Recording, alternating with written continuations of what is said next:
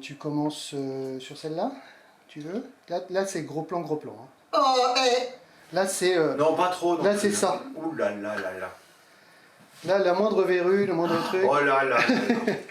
Mais vous êtes Par beaux. contre, t'es dans Les l'ombre deux. là, bizarrement. J'ai été obligée de me rapprocher. Non, mais te rapproche pas trop. Amis d'Entre-Loire-et-Loing, bonjour. Dimanche 25 juin, c'est-à-dire là, cette semaine, il y a comme un parfum dans l'air du côté du panorama de l'église de Château-Renard.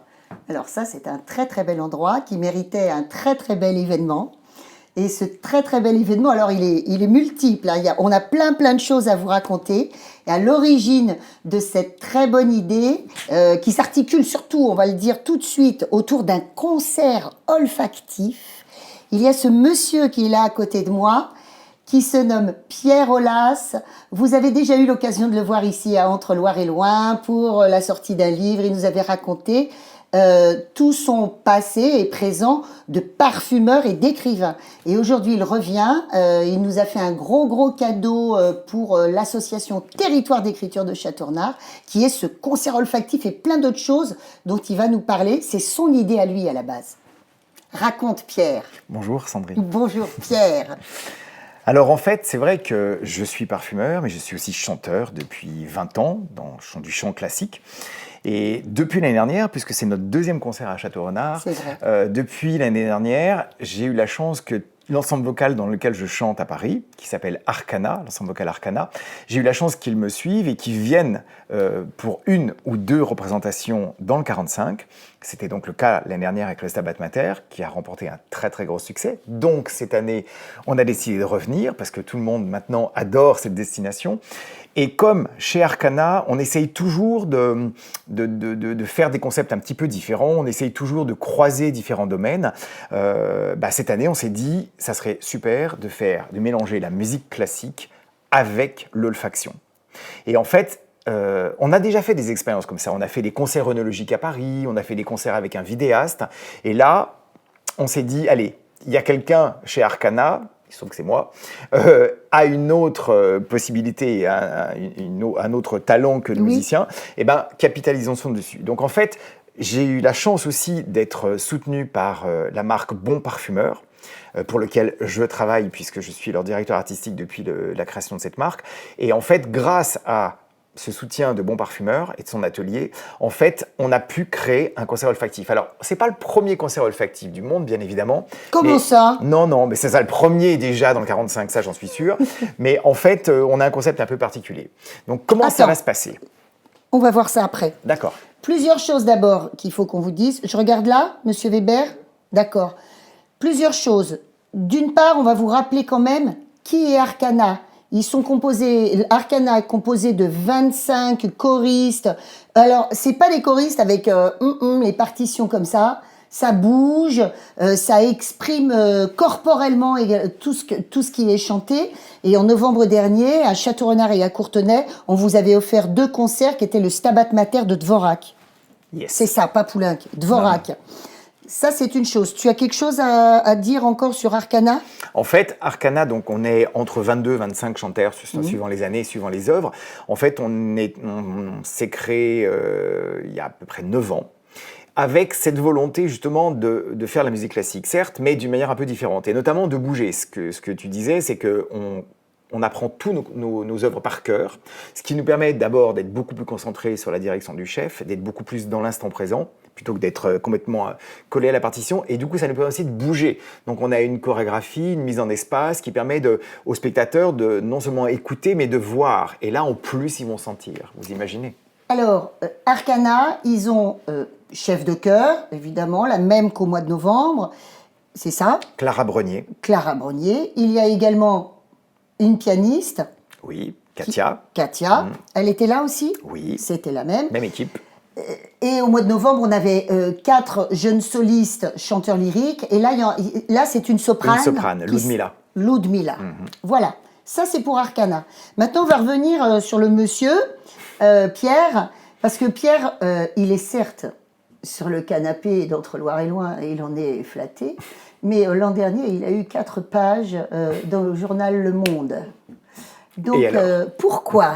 Rappelle-nous ton parcours, parce que je suis ton hagiographe, mais les gens qui t'ont vu ici entre Loire et Loing il y a quelques mois, ils ne se souviennent pas forcément. Donc en fait, j'ai plein de cordes à mon arc, en fait, toutes un peu différentes, mais reliées à une forme d'art. D'abord, mon métier, c'est quand même d'être directeur artistique olfactif pour des très belles marques de la parfumerie française. Thierry Mugler, Par exemple, Thierry Mugler, Azzaro, Chloé, Burberry, enfin, il y a plein de très belles marques pour lesquelles j'ai travaillé. Ensuite, je suis aussi céramiste depuis 20 ans, mais ça, c'était un hobby que je suis en train de transformer d'une manière professionnelle de plus en plus. Oui, la céramique façon Olas, ça frise la perfection quand même. Non, il y a toujours des progrès. Il y a toujours une marge de progrès. Ben oui, c'est ça. Et on en a encore à Ça faire. fait partie des talents aussi de chercher le progrès. C'est vrai. D'accord. Et je suis chanteur depuis 25 ans. J'ai chanté dans les chœurs de l'Orchestre de Paris quand j'avais une trentaine d'années. Et puis après, plein d'autres choses. Ténor. Oui. Ténor. Oui. Une voix rare au sein d'un chœur. T'as vu, hein, comme je sais te faire. Tu sais me vendre, tu vas devenir mon agent un de ces jours. Hein. Alors voilà, maintenant on repart sur Comme un parfum dans l'air. Hein, c'est le titre que nous on a trouvé avec mon copain Alphonse Do pour Territoire d'écriture.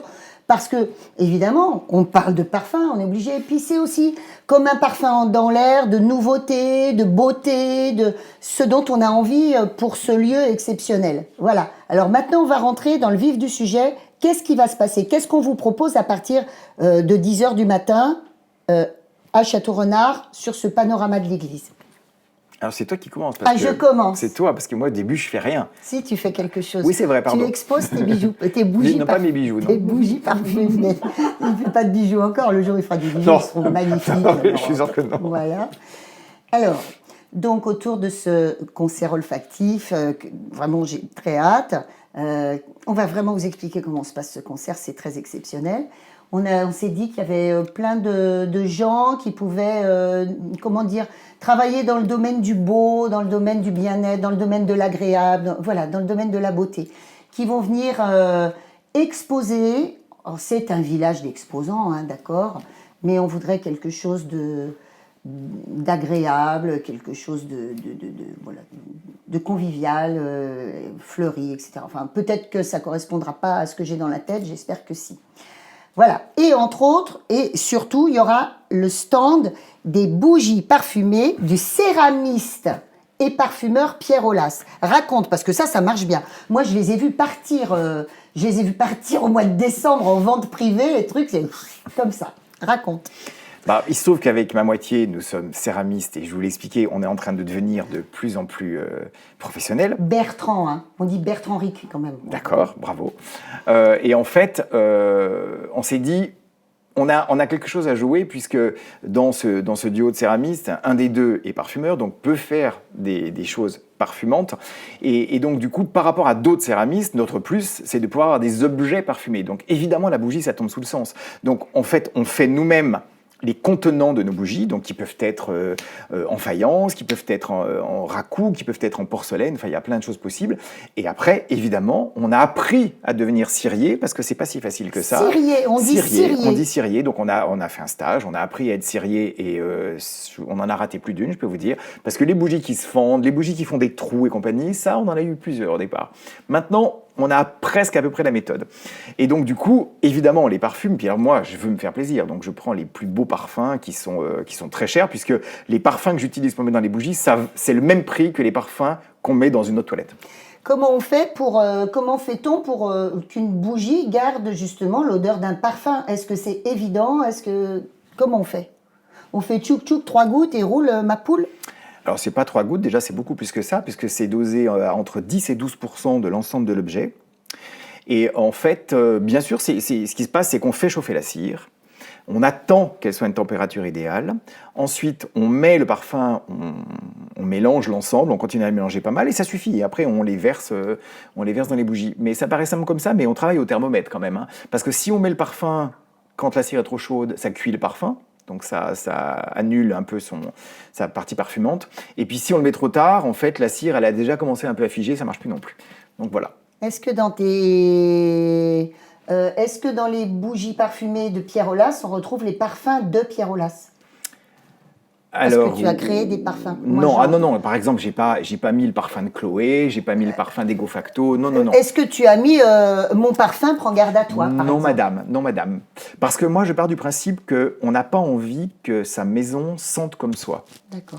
Donc, tous les parfums de nos bougies sont des parfums spécifiques. Alors, j'ai 2, 3 que j'adore, que je fais régulièrement. Donc, on est en train d'investiguer à chaque fois. Alors, vous avez bien compris? Est-ce que vous nous suivez? On est en train de parler de bougies parfumées dans de très beaux récipients artisanaux, de la céramique d'art. Et en fait, c'est un ténor écrivain qui vous parle. Vous comprenez? Alors, on continue. Il se passe quand même à 14h30, c'est ça? Oui. 14h30, c'est le fameux concert olfactif. J'espère que vous attendez tous. En tout cas, moi, franchement, beaucoup. C'est spécial. Qu'est-ce que tu proposes? Alors, qu'est-ce qui va se passer? En fait, tous les spectateurs qui vont venir à 14h30 à l'église Saint-Étienne de Château-Renard se verront offrir un petit pochon bon parfumeur contenant 3 petites fioles de parfum. Parenthèse, l'entrée est à 10 €. Parce qu'il y a quand même 3 parfums. Et les 3 parfums sont offerts. Voilà. Et donc, ils auront 3 petites fioles. Je vais expliquer comment ça fonctionne, puisque dans le petit pochon, il y aura également des touches à sentir, des mouillettes. Et ensuite, les 3 parfums seront à sortir dans 3 moments musicaux. On a créé le programme musical d'une manière ad hoc pour que ça corresponde. Moi, j'ai choisi les parfums aussi pour que ça corresponde aux œuvres musicales, mais aussi dans l'autre sens, les œuvres musicales correspondent à ce que ça sent. Pour que les gens, en fait, puissent écouter, c'est-à-dire avoir un sens en éveil, pour pouvoir écouter et en même temps sentir 2 choses qui sont censées exprimer la même chose.